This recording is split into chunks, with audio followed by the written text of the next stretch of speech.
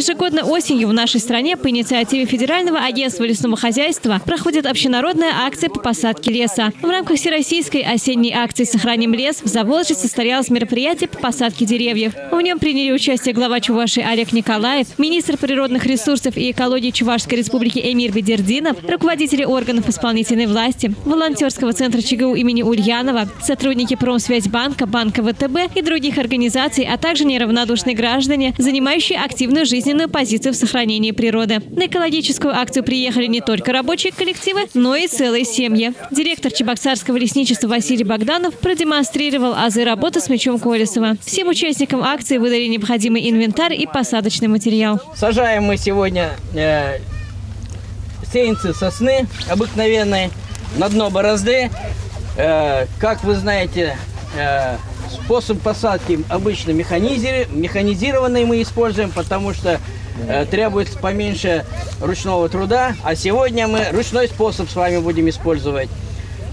Испокон веков использовали лесоводы вот такой инструмент, называем мы его меч Колесова. Обычно сажаем попарно. Один идет с мечом Колесова, как обычно, это мужчина. Ну и рядом в ведре несем сеянцы. Сажаем на предварительно подготовленной почве. Почва подготовлена трактор с плугом ПКЛ-70.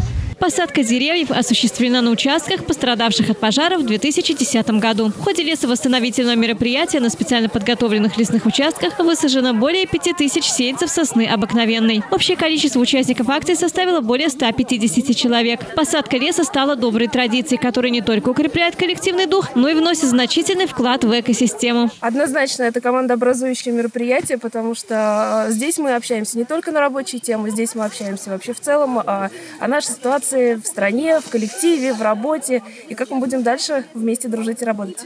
Такие акции учат бережно относиться к природе, сохранять и приумножать ее богатство. И каждый участник вносит свой посильный вклад в общее дело. Но мы сегодня собрались и приехали сюда не только с работниками тракторного завода, но с работниками концерна «Тракторные заводы». И здесь и ребята, девчата есть с тракторного, агрегатного, литейного, Миконда, СПМ и так далее.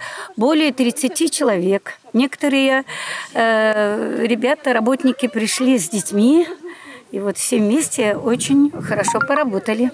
Напомню, что лесовосстановление определено одним из приоритетных направлений федерального проекта сохранения лесов национального проекта «Экология». В рамках указанного проекта ежегодно увеличиваются площади лесовосстановления, проводятся лесохозяйственные мероприятия, учреждения оснащаются лесопожарной техникой и оборудованием. В этом году на реализацию данных мероприятий из федерального бюджета выделено более 60 миллионов рублей. Чувашская республика добилась увеличения лесистости своих территорий. Сделано это благодаря искусственному восстановлению леса и мерам по содействию естественному возобновлению этого ценного ресурса. Так, годы спустя на этом месте вырастут большие хвойные деревья. Как известно, они выделяют в воздух особые вещества – фитонциды, уничтожающие болезнетворные бактерии. Так что сохранение природы должно стать общим делом. Заботиться об этом может каждый из нас. Елена Яковлева, Степан Гурьянов. Жизнь столицы.